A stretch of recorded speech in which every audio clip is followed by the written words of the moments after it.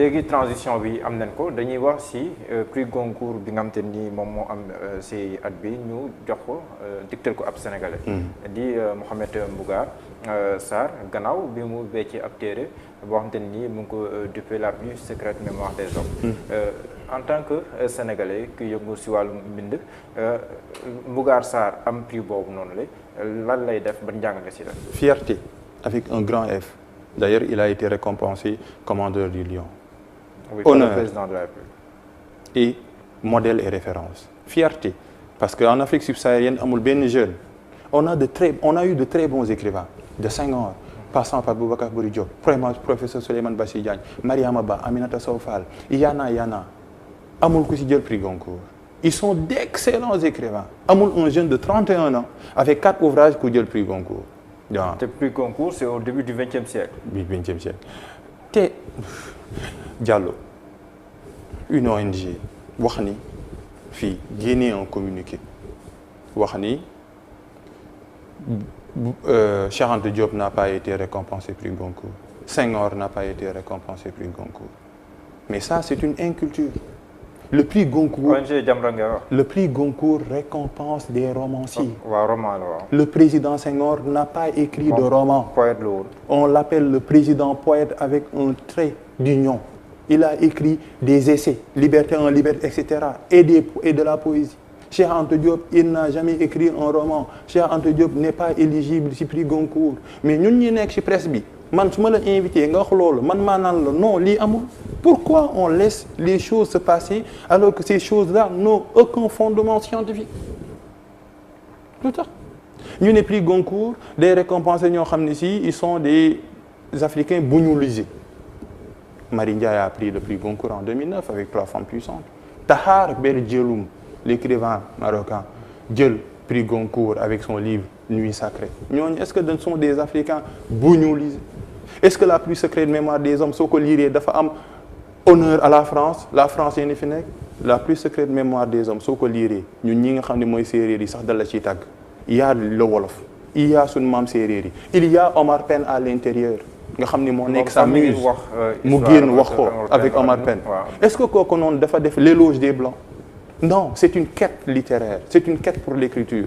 Est-ce que noonu am nañ droit toog ci plateau par rapport à un ouvrage qui a été écrit, pensé, qui parle de la littérature, de l'écriture, qui fait honneur à notre société, utiliser la langue wolof, la langue sérère, nos dieux sérères, wala sax ñi nga xam ne mooy nos artistes nga xam ne moo wax ni Omar Pène moo doon museum pour écrire son roman avec son ouvrage si ñu ne non c'est la France parce que c'est un Africain boo xam ne si il a été décoré par un Français.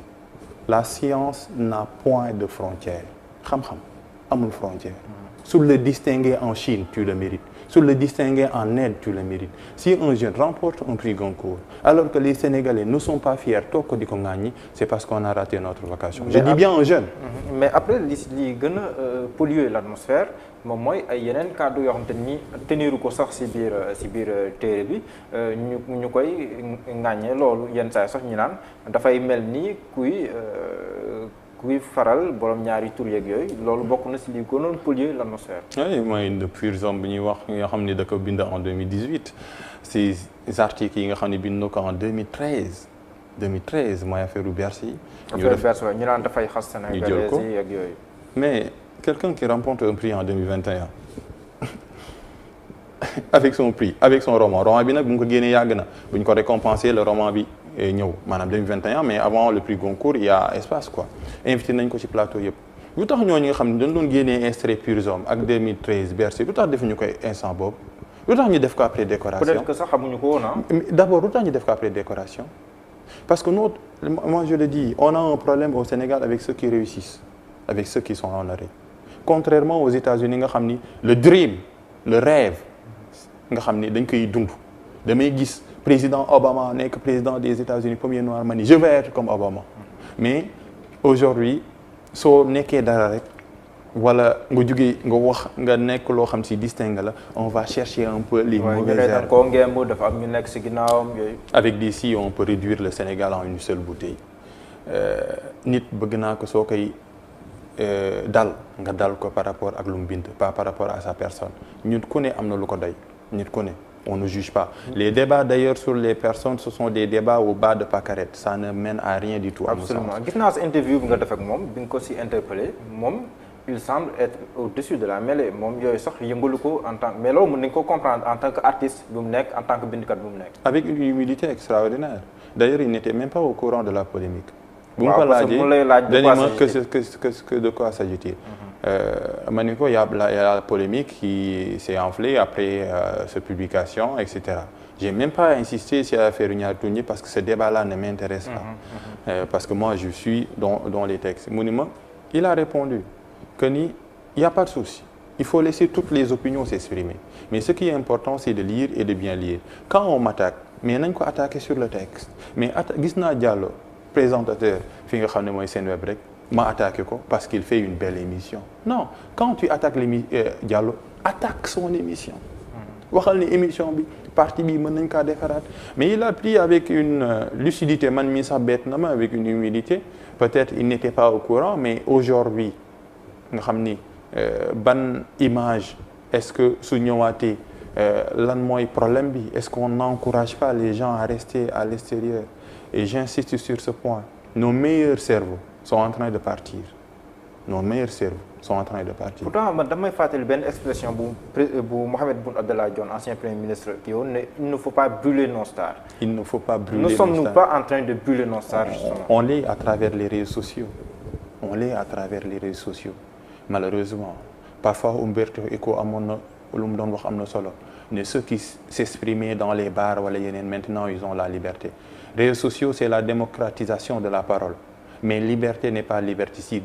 N'est même pas libertinage. Je suis d'accord pour que tout le monde puisse s'exprimer, mais au moins l'expression, voilà la dictature de la pensée, voilà le foisonnement du débat dañ ko war a accepter sur les réseaux sociaux. On ne peut pas s'en départir parce que les réseaux sociaux maintenant mooy l'espace public virtuel, le nouvel espace public virtuel. Mënuñ cee bañ a def mais nan la ñuy considérer les réseaux sociaux? Est-ce que les réseaux sociaux c'est pour yàq nit? Non. Les réseaux sociaux c'est pour stimuler le débat, permettre à tout le monde Macky Sall mënoo see jot nga ni Macky Sall lii metti na ma tagge ko peut-être conseillant comme wala Macky Sall sax gis ko daal di réagir. C'est ça les réseaux sociaux. Favoriser un débat, mais on est en train d'exclure nos compétences, d'exclure nos cerveaux sur des bases fondements yoo xam ni si il n'existe même pas. Justement si ouvrage am si ay mbindam ndax da ngay sentir ne que kii ab ndaw la boo xam ne ni day mettre en exergue pour ne pas dire en valeur ay culture d'origine. Non, La Cale, c'est son premier ouvrage en 2005 je pense, nouvelle. Terre Sainte, ça parle du terrorisme. Terre Sainte avec double lecture sur sainte C-E-I-N-T ceinture ak sainte bi nga xam ne mooy affaire terroriste yi. La plus secrète mémoire des zombies. Silence du cœur. Ça n'a rien à voir avec l'Occident. Prix livre bi nga xam ni moom lañ ko distinguer nga xam ni dafa remettre en cause même la critique occidentale. Xam nga lu tax? Parce que ku ñu ko jox prix Goncourt en Afrique, c'est René Maran en 1921 avec son ouvrage Batouala. René Maran c'était un administrateur martiniquais. Bu mu bindee Batouala, ce qui est important c'est pas le contenu, l'histoire de Batouala. Ce qui est important mooy la préface de Batouala.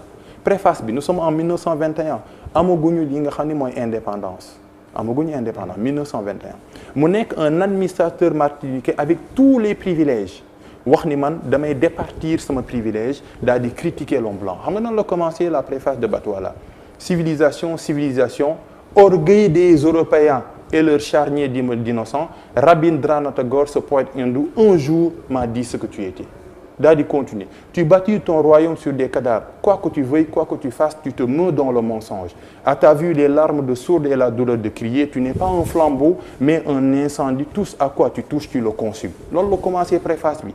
Boobu mu nekkoon ni moom la ñu woowee le premier roman nègre publié en 1921 parce que les autres romans là doon tagg nit ku ñuul nit ku tubaab bi mu ñëw indi une déconstruction ñu nommé ko prix Goncourt mu def benn tollé Mohamed Mbougar Sarr da koy rendre hommage. mu rendre hommage Jambo Woleguen nga xam ne moo bind le devoir de violence récompensé en 1968 prix Renaudot ñu wax ni Jambo Woleguen comme c'est un Africain il n'a pas la capacité de penser comme ça am ay écrivain anglais écrivain américain du ko dal ni ko da ngaa def plagiat depuis lors mu retiré wu jéegaan à travers le personnage de T.C. Eliman le grand labyrinthe de l'humain de réhabiliter le personnage de Yambo Wologun nga xam ne dañ ko critiquer parce que dañoo waxoon en 1968 un Africain ne pourrait pas ou bien ne peut pas écrire un ouvrage aussi important que le devoir de violence. Est-ce que kooku noonu day toog di défendre l'Occident? Non, mu créer le personnage de Diégane, créer le personnage de T.C. Eliman, le labyrinthe de l'Unima. Diégane di wër le labyrinthe de l'Unima, une quête de l'écriture, une quête de la revalorisation de l'écrivain africain. Il a dit la critique française est plus acerbe quand il s'agit d'un écrivain africain. D'ailleurs, ça soo demee ci bibliothèque française dañu leen di catégoriser écrivain africain, écrivain français. C'est-à-dire les nationalités yi jël le dessus sur le contenu de l'ouvrage.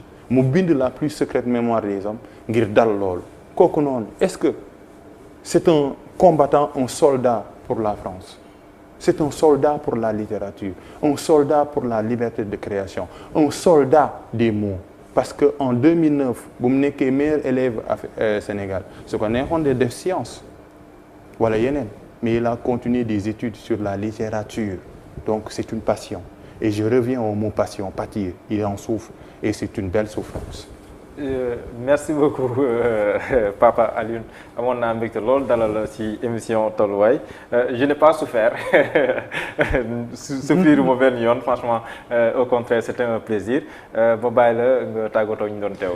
di la remercier Mouhamadou Diallo di remercier plateau bi ngay def di remercier surtout engagement yu médias yi am léegi.